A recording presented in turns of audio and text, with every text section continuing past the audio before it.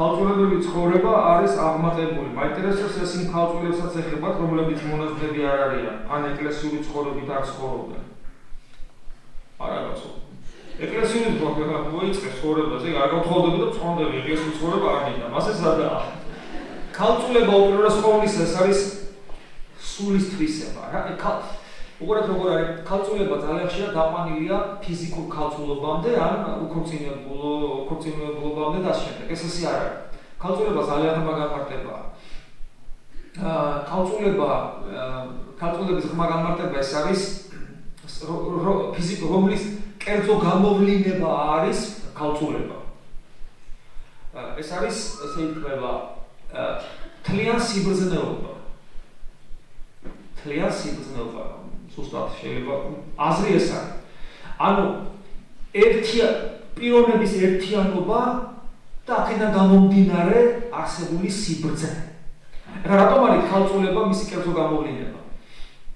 სხვადასხვის ესე მიიჩნევა, რომ ნამდვილი ცოლქმრობა მაინც ქალწულობას არ ებრძვის როგორც ასეთი. ანუ ფიზიკურად ქალწულება არ არის შენარჩუნებული, რომ იქ არის ეს ცოლქმრული ერთობა, მაგრამ შინაგანი მდგომარეობით ადამიანი შინაგანი მდგომარეობით, არა ფიზიკურად, შინაგანი მდგომარეობით ქალწულად შეიძლება დარჩეს.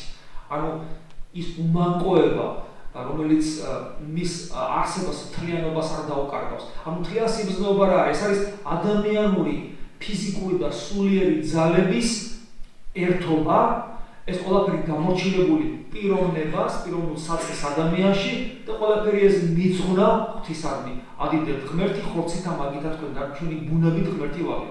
აი ეს არის თლიან სიბრძნეობა და როდესაც ადამიანი სიძვის ცოდვაშია, მოდი ესე ვთქვა.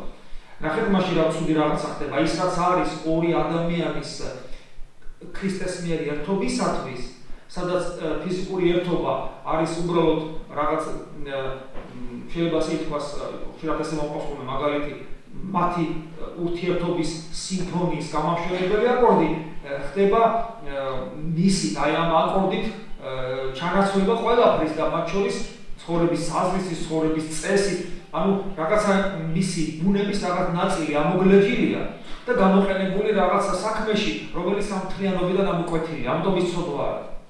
აუ რამდენი ვილაპარაკე, მაგრამ ხუხტებით რა შეესახება. ანუ როდესაც აი ეს პროცესი მიდის ადამიანში, ეს თქო დამღუპელია.